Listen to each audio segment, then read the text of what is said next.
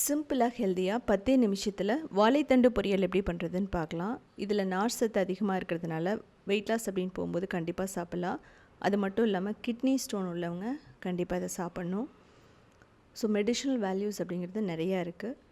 இதுக்கு முதல்ல ரொம்ப பிஞ்சான ஒரு வாழைத்தண்டு எடுத்துக்கணும். ரொம்ப ஹார்டாக இருந்துச்சு அப்படின்னா நம்ம யூஸ் பண்ண முடியாது.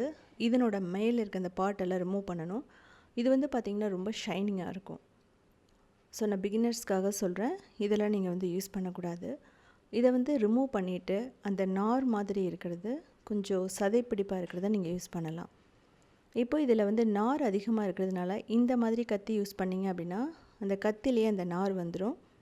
நீங்கள் அதை சுருட்டி எடுத்துடலாம். ஸோ உங்களுக்கு பார்த்தாவே தெரியும். ஸோ இதை கட் பண்ணிவிட்டு இம்மீடியட்டாக நம்ம குக் பண்ணிடணும். இல்லை அப்படின்னா ப்ரௌன் ஆகிடும். இது தண்ணியில் போடலாம் கட் பண்ணிவிட்டு, இல்லைனா மோரில் போட்டும் பண்ணலாம். அதே சமயம் குக் பண்ணும்போது நம்ம ரொம்ப தண்ணி ஊற்றியும் பண்ணக்கூடாது. ஸோ பச்சடி மாதிரியும் பண்ணலாம், ரொம்பவே நல்லாயிருக்கும். ஸோ இதே மாதிரியே நம்ம எல்லாமே சின்ன சின்னதாக கட் பண்ணிவிட்டு நான் சொன்ன மாதிரி தண்ணியில் போட்டுருங்க. இது ப்ரௌன் ஆகிறத தடுக்கும்.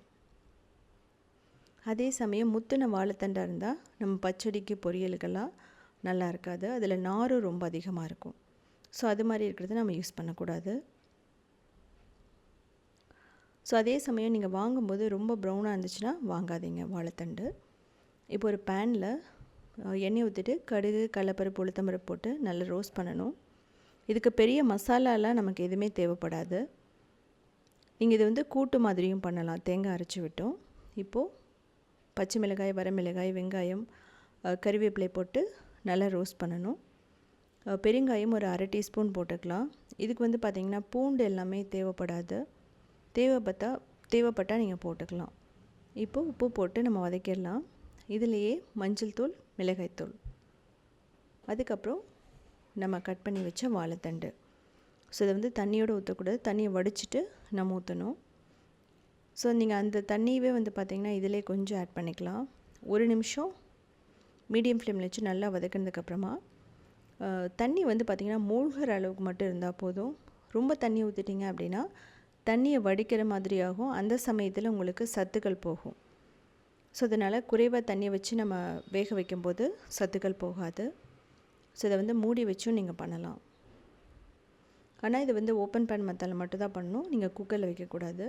தண்ணி நல்லா அப்சர்வ் பண்ணிடுச்சு, நல்லா சாஃப்டாக வெந்துடுச்சு, அவ்வளோதான். தேங்காய் போட்டோம்னா ரொம்ப சூப்பராக ரெடி ஆகிடும். ஒரு 1/4 கப் தேங்காய் போட்டுக்கலாம். ஸோ இதே மாதிரி சிம்பிளான யூனிக்கான ரெசிபிஸ் வேணும்னா நீங்கள் உத்தமி கிச்சனை ஃபாலோ பண்ணலாம். க்ரியேட்டிவ் வேர்ல்டுன்னு இன்னொரு சேனலுமே இருக்குது. அதுலேயுமே 2000 ரெசிபிஸ் இருக்குது. சவுத் இண்டியன் ஃபுட்ஸ்.inங்கிற வெப்சைட்டை கிட்டத்தட்ட ஒரு 18 இயர்ஸாக ரன் பண்ணுறோம். அதுலேயுமே 8000 ரெசிபிஸ் இருக்குது.